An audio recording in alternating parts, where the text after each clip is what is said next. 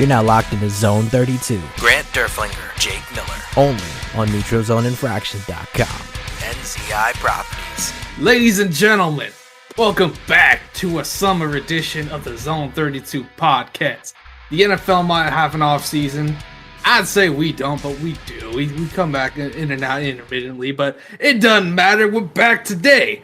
My man, Mr. Grant, is with me. I'm Jake. Say what's up to the people, man. What it do? What it do? What it do in the loop? We're back, motherfuckers. Now, you see, it's summertime. There's no football going on, especially right now. We're waiting for training camp and everything. The draft's already happened. The free agency's already happened. The second wave of free agency has already happened. So now you get some vets that are sitting out there waiting for a call, like a Richard Sherman and a Melvin Ingram and a Justin Houston, who might want too much money, but that's neither here nor there.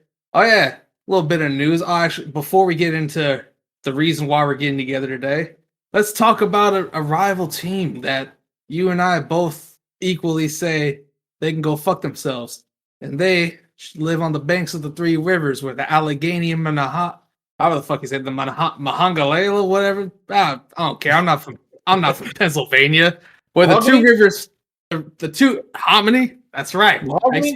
Mahogany, Monongahela, whatever. Monongahela. I think it's what it is. I think it's the Monongahela. Whatever I don't care. I don't give a fuck about Pittsburgh or Primantes or whatever. But when the two rivers come together to form the Ohio River, the Steelers, they went and decided to cut David DeCastro this past week, getting rid of 4 of their 5 starters on the offensive line from a year ago. And obviously they brought in Trey Turner to replace him. So, Grant, what the fuck are the Steelers doing? Honestly, I have no clue. Like, I'm trying to look at, like, every way of logic. Because, normally the Steelers have been traditionally, like, a good team builder. I'd say decent at drafting. They more hit on, I don't know, they've missed a lot lately. The Terrell Edmonds pick is still a brain scratcher. A lot of times there's somebody there available for them, and you're like, what are you doing, bro?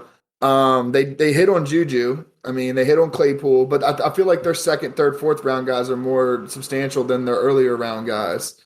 I'm not sure what I'm still confused about the whole DeCastro thing. I mean, he was recently a Pro Bowler. You're thin on the offensive line. My only thing is maybe he talked about retirement. Maybe he's just done hanging it up. But you talk about you lose Pouncey, DeCastro, and then Villanueva goes to your rival. And, a lot of Steelers fans are like, oh, he's washed up. Villanueva's washed up. Now, I've been watching him in training camp. That guy's far from washed up, and he's still a formidable offensive tackle. And, him even being on the right side is probably a top 10 right tackle in the NFL. So it's like, what are you doing? You draft this running back who's your new shiny sports car, and then you get rid of your whole offensive line. So it's like, we were just talking about dynasty fantasy football. Najee Harris is the clear-cut number 1 pick this year. And then you go ahead and look at that, and you're like, damn, dude, like, I feel bad for the dude now. Then you got a guy that he's a geriatric at quarterback, and he's, every game they've been making jokes about him because he's, iced up from all elbows to his hands, to his knees, to his feet, to like everything. So, I mean, honestly, I don't even know what's going on. That whole team's falling apart. The organization's falling apart. They don't really have anybody that you can say, dang, man, he's an absolute stud. My guy's Devin Bush. I love Devin Bush, but he can't stay healthy. Minka's great, but he's Hollywood's son. So, I mean, like, you look at different things that the Steelers are doing, and I don't know. I love every fucking second of it. I was talking to my buddy yesterday, and, like, honestly, I would be surprised if they won 5 games this year. And that's not a knock on that, but, I mean, you look at the strength of schedule, they do have the easiest schedule.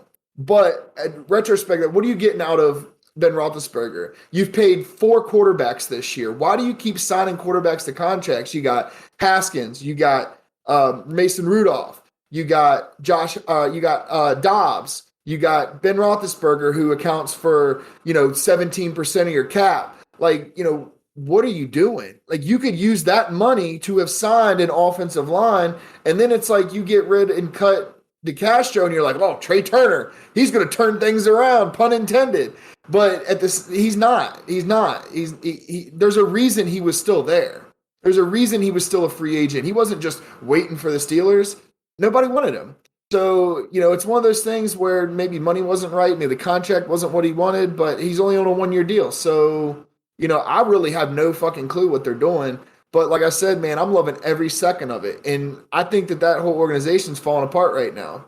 They chose Tomlin and Roethlisberger over their future. And we talked about that in the chat. Yep. I mean, yeah, you hit the nail on the head. Trey Turner, obviously, he was the right guard for the Panthers, and I believe was it last year or was it 2 years ago? They made the trade with the Chargers where they essentially swapped Russell Okung for Trey Turner.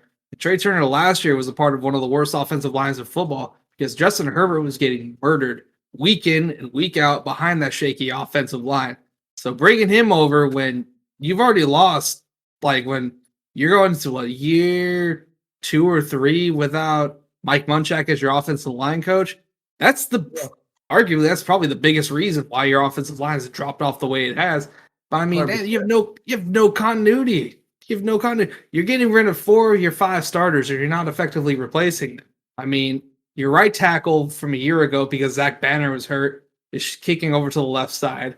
Now you're hoping Kevin Dotson's ready to kick in as your left guard and hoping he's ready to go. You're hoping your 3rd-round pick is going to be the center of the future to replace Marquise Pouncey, who's a multiple-time Pro Bowler, and Zach Banner, the big 355-pound tackle, who doesn't stay healthy at all. So, I mean, Najee Harris obviously is he's the clear-cut dynasty pick first round. This year, in redraft leagues, I might be kind of bullish on him. I'm not going to lie. If he comes to me in a nice value and I feel like I'm getting a come-ups with him, and I don't have to rely on him week in, week out. I'm just banking on his upside. Okay. But as an RB2, I don't know about all that. He's absolutely not an RB1 to me in fantasy, but in reality, I'm not going to be so bold as to say they're going to win in 5 games, but I could definitely see him going 7 and 10, 8 and 9. I think Mike Tomlin's going to have a losing record for the first time this season. You can't necessarily bet against them because historically he's made a lot work, even when they're in retooling years or whatever. But I mean, Bud Dupree's gone. You cut Steven Nelson. Mike Hilton left for the Bengals, so your secondary's kind of in flux unless, what's his face? The corner. Cameron Sutton, unless he's ready to come in and be the capable CB2 opposite Joe Hayden, and then he kicks inside. That might be what they're banking on, but I know they wanted to keep Hilton, and they couldn't because they couldn't afford him. Juju's not bad. I'm glad we didn't pick him up. I don't want to watch the fucking TikTok videos. That would have been the one moment. Like, I'd take Antonio Brown. I would have taken Antonio Brown before I was taking Juju, even though I wouldn't listen to Antonio Brown's rap album out of seriousness either. Speaking of which, I did do that because I watched fucking Urinating Trees stream, and it was one of the funniest things I've ever heard. Horrible, start to finish. But nonetheless, yeah, it's June. Yeah, listen, we'll come out with season predictions or whatever in a couple of months, right before the season begins. But right now, to me, Pittsburgh's going 7 and 10. The Bengals are still last to me because, again, they have a lot of unknown with a really young team and maybe a lame duck head coach who could be gone next year. But I mean, I don't see Pittsburgh being better than Cleveland or Baltimore next year. Not at all. Especially with that shaky front going up against the fronts in that division who could dominate. But anyway, now let's get to the main coach. Our front 7 is pretty nice. Pretty nice. I'm interested to see these rookies. It's a little long in the tooth in the trenches, but that being said, they're still grown-ass men, great professionals, they have great handwork and a lot of tutelage to pass on to Oweh and Dalen Hayes. So, I mean, not to mention, our defense has been built back to the front, just like how the Pats were, just like how the Dolphins are. Load up on the secondary so you can come up with some interesting schemes and fuck with other quarterbacks. But anyway. I mean, if you're solidified on the back end, then you can do more flexibility on the front end. And I mean, honestly, depending on how Matabuke shows out this year, I mean, Brandon Williams with his contract could be a cap casualty next year because I think it's the last year of his contract. So I mean, he's a candidate. Oh, no doubt. Especially, I mean, is Brandon Williams? I think isn't it this year? I could be wrong. I thought he's going to be a free agent next year. Yeah. So I mean, he could be gone. That being said, he's going to be 32, 33. He's an elite run defender. But that being said, teams aren't paying top dollar for elite run defenders. Those guys get $5-6 million a year on the market. So I could see him coming back on a very cheap deal compared to what he got in 2016, 2017. Yeah. 5 years, $54 million. You ain't gonna see that again. Like he ain't No, gonna. and the NFL nowadays is strategically placed for offenses do so much spread. You know, they're in shotgun, they're passing the ball a whole lot more because it's a passing league now. So offenses are built from the outside in, and so is the running game. So those big meat blockers, you know, nose tackles, DTs, you know, depending on that, we don't run a 4-3. We do in a sense, we run more of a 4-2-5 with a roll. So like, you know, and you don't need to spend a lot of money on a D tackle, nose tackle. You can draft a guy or get a guy maybe, you know, last 5 year or no, last leg of his career that could be formidable enough to, you know, just you're a hole plugger. You know, there's not many defensive tackles and pass rushers that or defensive tackles that are pass rushers. I mean, you have the freak of nature, man crush Aaron Donald, but like, you know, there's not many people like that. I mean, it's the NFL has evolved. And it used to be, you know, pay that guy. I mean, Albert Haynesworth set the market for that. You know, he was the first $100 million defensive lineman. So it's like, you know, that's not the way of the NFL anymore. So when you got a guy that's a 15, 16, $17 million cap hit, that's a nose tackle DT, it's like, man, you got to really start thinking about that or restructuring it at that point. Oh, without question. No, absolutely. You can't pay top dollar for a 2-down player now. I mean, it's just what it is. I mean, yeah, Michael Pierce got what, 27 mil a year, not a year, but a $27 million deal last year. He opted out for COVID last year, and now this year he's going to be playing his first year contractually with the Vikings. But Yeah. I mean, again, you don't pay top dollar for a 2-down player. Brandon Williams, who was in his 30s, getting a little longer in the tooth. Hell of a pick, by the way. I mean, he was never Haloti, but I mean, as a run defender, he was elite. He definitely filled that void. He was more Casey Hampton than he was Haloti Ngata, though, because Haloti was the stage setter, eating up space for Sizzle to go after quarterbacks. Same thing with Paul Kruger. But either way, let's talk about PFF. So PFF, Pro Football Focus, came out with a top 50 players list in the NFL. And by recollection, I'm not going to go into all 50, but I'll give you the top 10 in their minds in the NFL right now. Obviously, they compile a whole lot of data and they put in the rankings and their grades for certain players based off of whatever criteria to say positive play or negative play. Don't know how they evaluate that specifically because you don't know what a player's doing on a certain play or what their schemes are, but that's a whole nother conversation. I'll let Grant get into that more than I will. But anyway, their top 10 for this year, like coming into the year, is Aaron Donald, the number 1, Patrick Mahomes, Travis Kelce, Quentin Nelson. Well, it's number 5 again. Devontae Adams. Yeah. And let's go back up because I gotta see this again. Yeah, Devontae Adams 5, Khalil Mack 6, Tom Brady 7, Bobby Wagner 8, Kittle 9, and Rodgers 10. Yep. And interestingly enough, they mentioned 6 quarterbacks. They put 6 quarterbacks in their top 50 players, which we mentioned 3 already in Mahomes, Brady, the reigning MVP in Aaron Rodgers, Russell Wilson, Josh Allen, and number 50 himself is Dak Prescott. Pressed on that a little more today, the guy who compiled the list, Sam Monson, I'm not going to disparage the man on this podcast. He's done plenty of that on the Twitter sphere anyway, but he essentially doubled down on his sentiment of Lamar's not a top 50 player in the league right now. His argument was going into 2021, he doesn't believe they can definitively say Lamar is going to have a better season than any of the 6 quarterbacks that we just mentioned. So, Grant, I'll allow you to have the floor to educate this man on his blasphemy. And not just with Lamar, but with other players that were missed, like a Tyrann Mathieu. Yeah, I mean, like, so this is the thing, and it really pisses me off. I just think this Sam dude just has, like, this thing against the Ravens for whatever reason. It is what it is. I don't know who his favorite team is, but half the shit he does doesn't even make sense. And, you know, PFF is, we always joke around, they're the nerds behind the keyboard that don't really understand the fluidity of the game and how the game is developed, you know, what exactly goes into the game. They look at the efficiency of the game, you know, which when you really look at it and think about it, the efficiency of the game can be manipulated in any way. You can go in there and say, Lamar Jackson is the best quarterback at throwing passes between 4 and 7 yards. His percentage is this. Patrick Mahomes is the best quarterback at throwing passes between 11 and 13 yards. Like, you cherry pick stats to make whatever point that you're trying to make, and you can manipulate too much within those statistical analyses with that. So it's like, I get what, to an extent, they're great when it comes to numbers and efficiency. If you want to know, and that goes into the aspect of, with Harbaugh, what do you always hear about Harbaugh? The analytics of the game. What percentage can I make this first down on 3rd and 2? What I'm going to go for it. I like the percentages. That's what PFF does. PFF is not a talent evaluator. They don't know the schemes of the game and how everything goes efficiently into that offense or specifically for that player. So it's more or less it's just a compilation of stats. I don't know if that's a word, I just made it up. It's a compiling of stats that goes into, what fits that narrative. And the fact that you don't put Lamar Jackson in top 50 players at 24 years old, what he's accomplished and what he does for this team is the stupidest fucking thing I've ever seen in my life. And then you leave out Tyrann Mathieu, who is arguably the best playmaking safety in the NFL right now, if not one of the best playmaking DBs in the NFL right now. You take him off the Chiefs, that defense is a bottom 5 defense.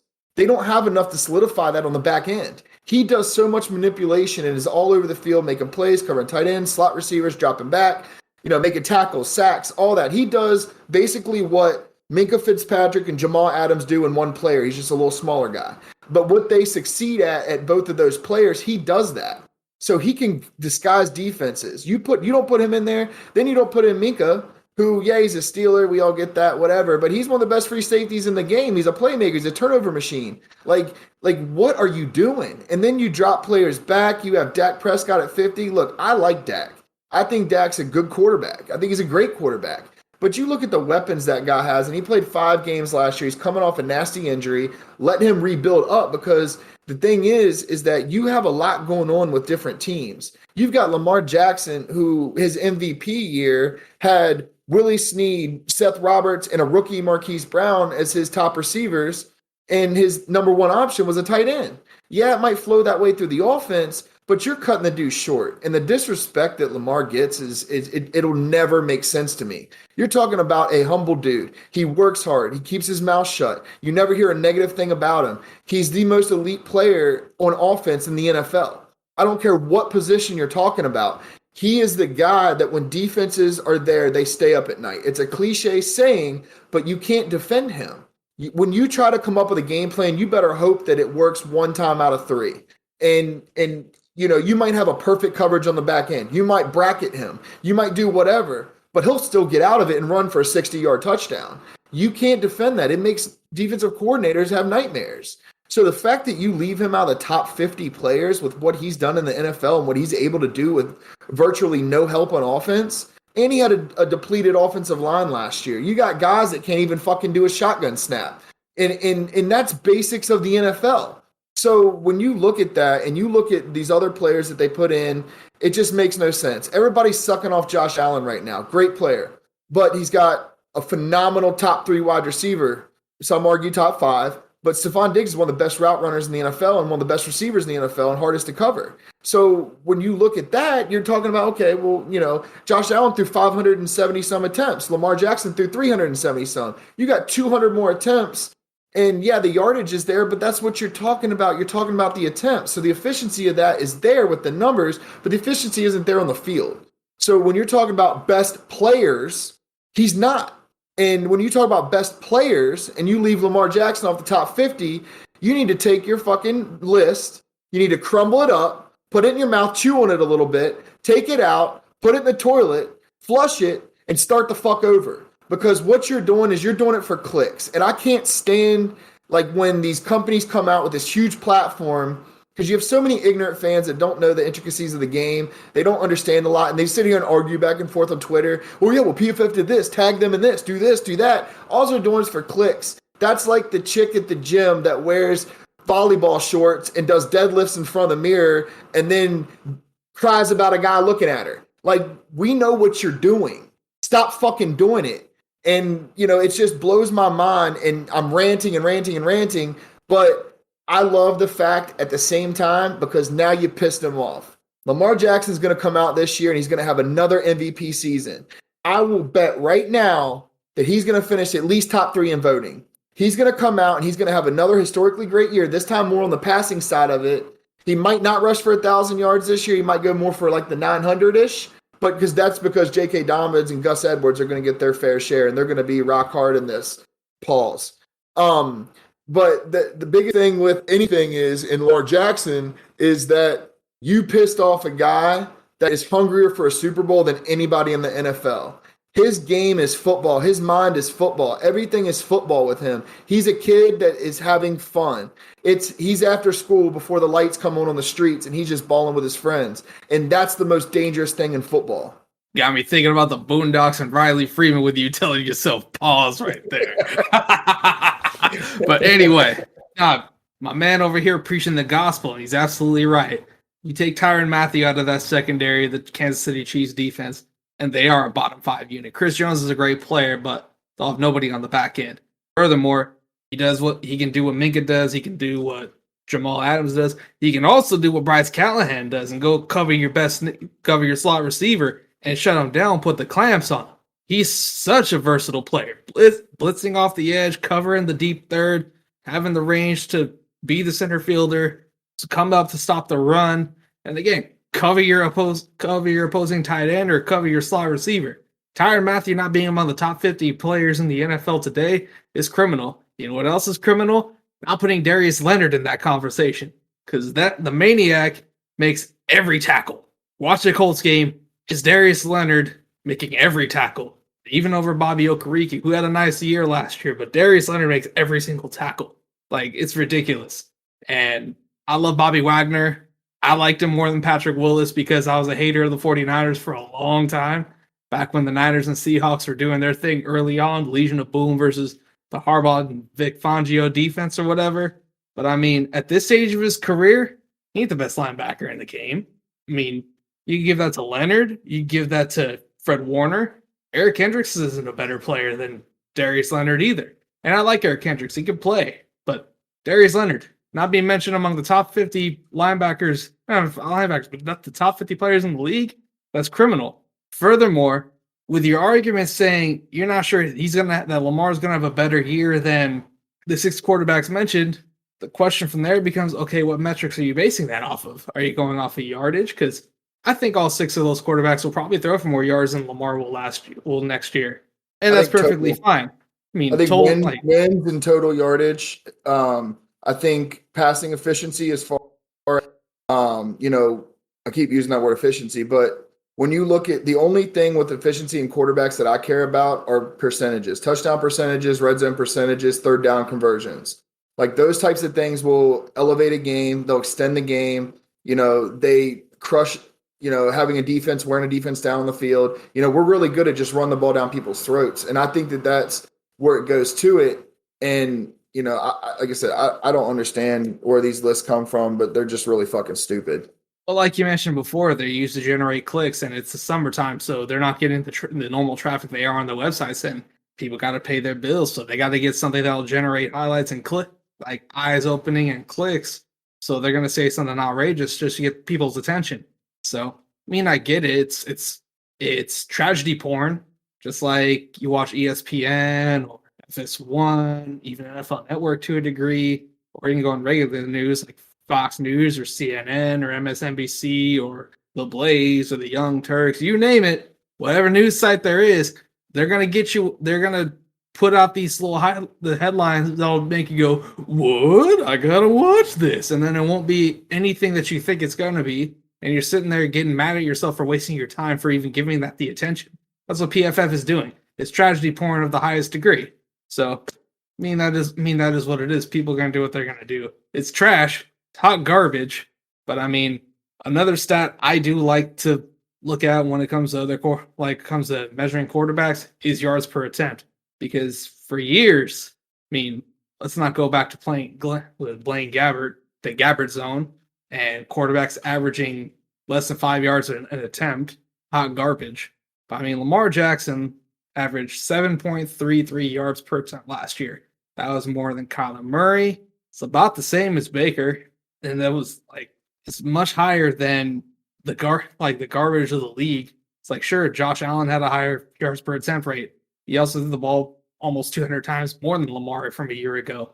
And Yeah. he has more rushing touchdowns than Lamar throughout his entire career, running including back? last year. So who's the running back? We're gonna call Lamar Jackson a running back. We're not gonna call Josh Allen, who is the goal line back for the Buffalo Bills, because Zach Moss and Devin Singletary weren't getting it done. No. I mean, what's fair is fair. What's fair is fair. And you give, like you said, you give Josh Allen a bona fide number one receiver in Stephon Diggs, who last year statistically was the best receiver in the league. So now you can make the argument he's a top 3, top 5 guy, and that's understandable. You give him that with some complementary pieces around him, along with a very good offensive line who kept him protected, and an opportunistic defense. They couldn't stop anybody last year because they couldn't get any pressure on the quarterback, but they were opportunistic and they got him back the ball. So then they were a prolific scoring offense who got completely shut down and clamped by the Kansas City Chiefs because he can't play against cover 2 defenses. Nope. Lamar Jackson, on the other hand, you can play cover 2 against him, and then he'll pick it apart. Either he'll find a hole in the zone, or he'll take off and run and and move the chains and get the first down. Like, you can play. Lamar Jackson is one of those quarterbacks where you can do everything perfectly, and then as soon as he breaks outside of the pocket, all hell breaks loose. Because then you have to chase a dude who has legit 4.3, 4.4 speed, maybe even faster than that, who could break your ankles and take you to the house. So when he needs with that too, how frustrating is it for a defense and a defensive coordinator when you have a guy that you think you have him nabbed on a 3rd and 8 and he gets a first down by running it and on a broken play or whatever and extending a drive?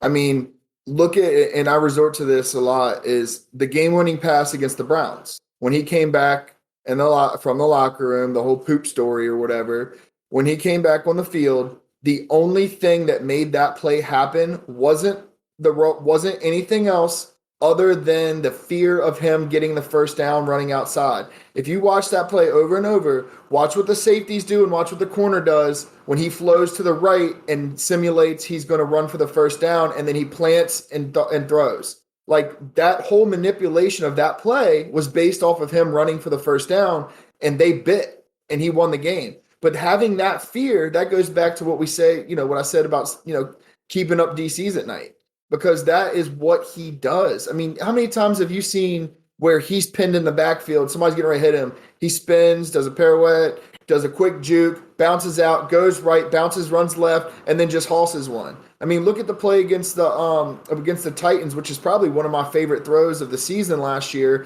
when he threw that ball, when he rolled out. He came up, stepped in the pocket. He almost got sacked, rolled out of it, rolled to his right, and then threw a fucking dime to Gus Edwards on the sideline on a toe tap. Like that on a 3rd and 9, I think, at that time, or 3rd and something. And that's incredible, man. That is an incredible throw, an incredible play. No other quarterback is making that play in the NFL. I don't care who it is. Furthermore, you can go back to his MVP season, Week 7 against the Seattle Seahawks. Really, you can make the argument the turning point of the season. I want to say it was the 3rd down. This was after they ran the QB power to score. I mean, it was the 3rd and 18? Was it 3rd and 13 or 14? It was the 3rd and long. Yeah. And Seattle covers the receivers beautifully. Nobody's open. And then he breaks outside the pocket, outruns Bobby Wagner, which didn't typically happen in his heyday. Like, he didn't get outrun by anybody, really. Like, running backs, quarterbacks, receivers, he was even fast enough to cover them at one point. But I mean, he's able to break off a 25, 26-yard run on a 3rd and forever. And there's the number 8 ranked overall player, Bobby Wagner. That's correct. Bobby Wagner. That's correct. That Bobby Wagner, who's sitting there like, damn, he's fast. Yeah, he's fast.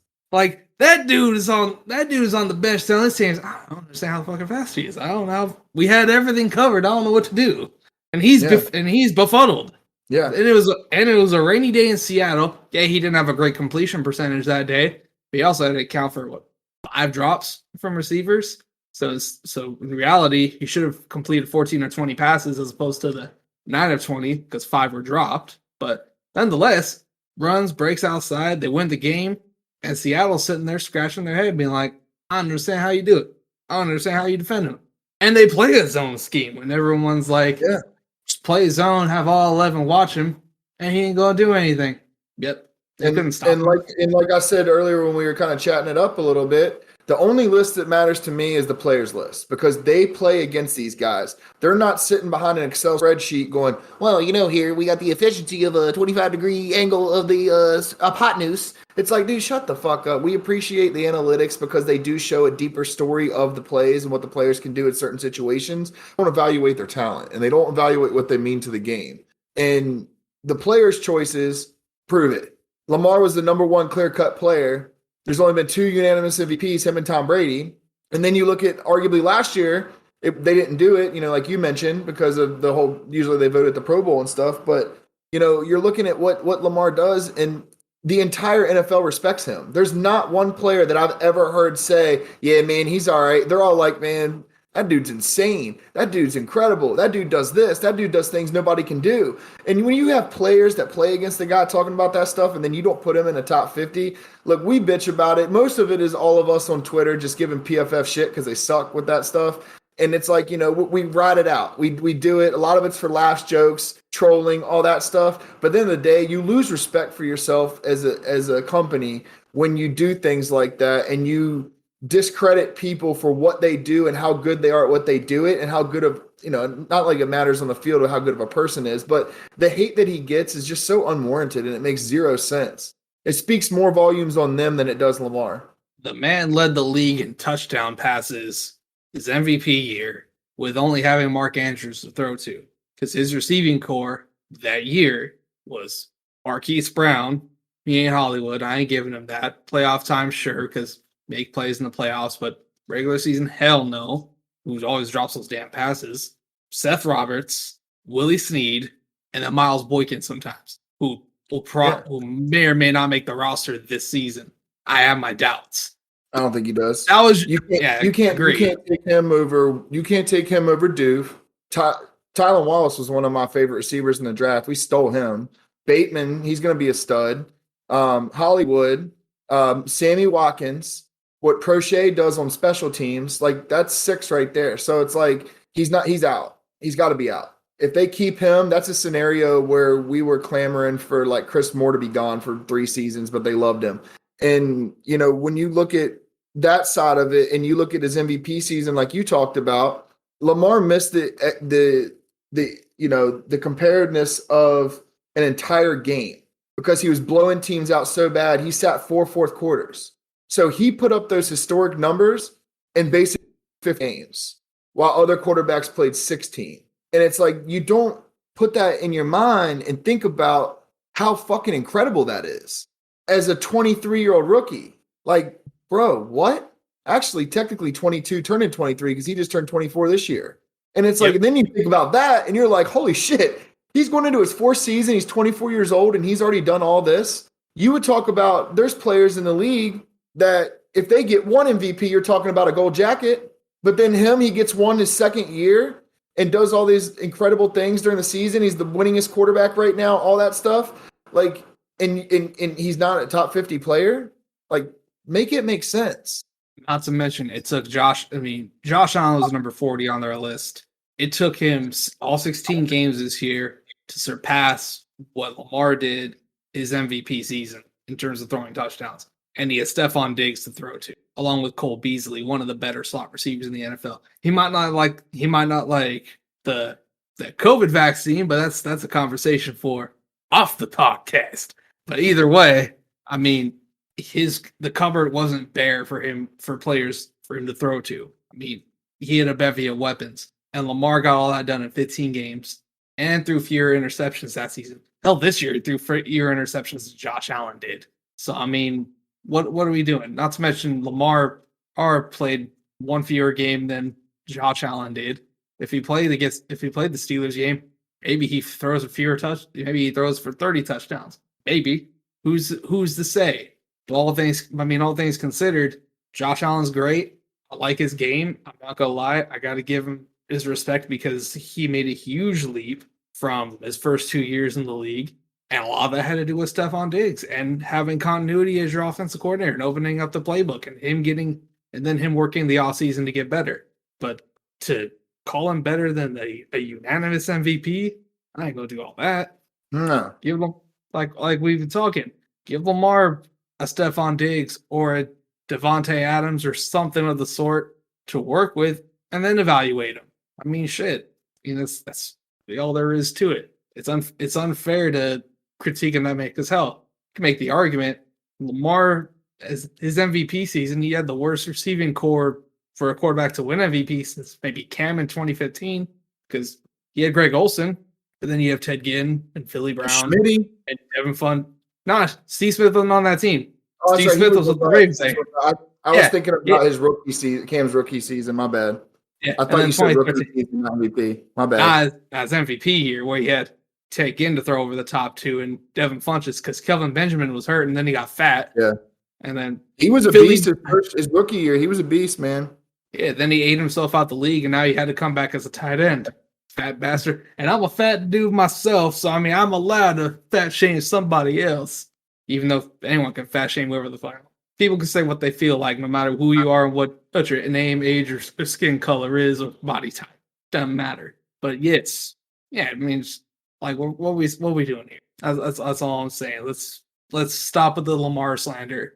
Furthermore, let's go to Dak. It's not just them, too. It's NFL Network does it. You know, Bucky Brooks over here talking about him and Harbaugh in the hot seat. He's 30-7. What hot seat? You know how many teams would kill for a coach-quarterback combination like that? Then he's talking about, oh, they should get rid of him and get Justin Fields. The fuck are you talking about? This guy's never stepped foot in the NFL, and you have a unanimous MVP that's at the beginning of his reign. And it's just like, it's like, why do people hate him? It makes no sense, and I don't think it ever will. And I don't think it's going to stop either. I think the better he is and the more he progresses, the more hate he's going to get. And it's sad. And it's going to be one day where he's gone out of the league and people are going to just, man, he was really something else, man. You know, he really did a lot. Man, that Ravens team was incredible. You know, he didn't have anybody to throw to. Like, and that's the shit that like really bothers us as Ravens fans, is like, you're going to miss it when it's gone. Absolutely. You don't know what you got till it's gone. Appreciate greatness while it's here. And to your point, I mean, shit, if Lamar and John Harbaugh were in Cincinnati, the Brown family would have already given John Harbaugh a statue outside of Paul Brown Stadium for having this kind of track record and having a 30-7 record for the 2.5 seasons they've been together. They'd have a statue already because they've had nothing other than Skyline Chili to brag about. They do have the spin move. Yeah, that little spin move he did on them. I'm just saying, if they were Bengals, they would already have statues outside of their stadiums because they've had nothing since. Like, let's not take for granted. We can talk play style. We can be like, oh, he's gonna get hurt because of the way he plays. You know who's out? Like, we're talking about in 2012, not we, but NFL media was talking about Andrew Luck was going to be a 15-year starter in the league. Surefire Hall of Famer, going to win multiple Super Bowls, all this and all that. And people overlooked Mr. Unlimited, Russell Wilson. They're just like, yeah, you can say all you want. I hate his videos too. I'm kind of a Russell Wilson hater now. But that being said, that man has had a longer career than Andrew Luck, who everyone was projecting to be Surefire Hall of Famer, next Peyton Manning, gonna win multiple rings, gonna be the best quarterback in the league in a short amount of time. And he gets outlasted by a guy who beats him for Rookie of the Year in Russell Wilson, and who's had a longer career with a who was a mobile quarterback who ran around, made plays on the run for first downs. He eventually learned how to slide, but he used to take shots back in the day from P. Willis and Navarro Bowman. So I mean, just stop with it. Enjoy what you have while you have it, and there's nothing to dictate the future. Aaron Rodgers got hurt in the pocket after Anthony Barr clocked him and broke his collarbone. Tony Romo got hurt in the pocket and broke his collarbone. Tom Brady got his knee busted up in the pocket, and he's a pocket passer. Drew Brees. Like, let's pump the brakes. Let's stop trying to predict injuries on players who don't deserve it. Because I mean, you don't know who's going to get hurt. You don't know anything about the future. So let's pump the brakes and enjoy what we have for now. Maybe who knows? He could have a career-ending injury week 1 this year. It's possible. Or he could play another 10 years and be a surefire Hall of Famer. The future is uncertain, and the rest of his story hasn't been written yet. So all things considered, let's stop with the slander. And also, PFF does not need to be treated like the end-all be-all for sourcing and for rankings and all this and all that. They're a useful medium to collect data and to enlighten people on certain things like certain analytics and how certain it's just for data. But to crown him as this PFF thinks that Jair Alexander is the best corner in the league, when other players will tell you is Jalen Ramsey, even though according to the list they have Jalen. But actually, no, they had Jair Alexander. That's right. They did have Jair Alexander rated higher than Jalen Ramsey. I mean, ask receivers themselves. They'll tell you who they think their best players in the league are. I watched that cringy Brandon Marshall podcast whenever they had the good old female Jarvis Landry on there, according to Marcus Peters, the homegirls or whatever, the homegirls. Yeah, they had Jarvis Landry on there, and they had him and Stephon Diggs, and they both said Marlon Humphrey's the top 3 corner in the league because they come down, they move into the slot, they play you. They're very tough, very physical. They play man. Same thing with Jalen. They all exclusively mentioned those 2 corners as the best they went up against. So I mean, let's pump the brakes on calling PFF the end all be all for rankings. Aaron Rodgers was the unanimous MVP last year, and he was, according to PFF, the 3rd best quarterback in the league. Enough said. Silly. Nuts. But exactly. So anyway, I'd say that's enough of our ranting. That's going to do it for this episode of the Zone 32 podcast. We'll be back in the near future for some ramblings and rantings. Maybe before training camp. Who knows? But in the meantime... See ya! Yeah. Grant, Jake, Zone 32, only on NeutralZoneInfraction.com. NZI Properties.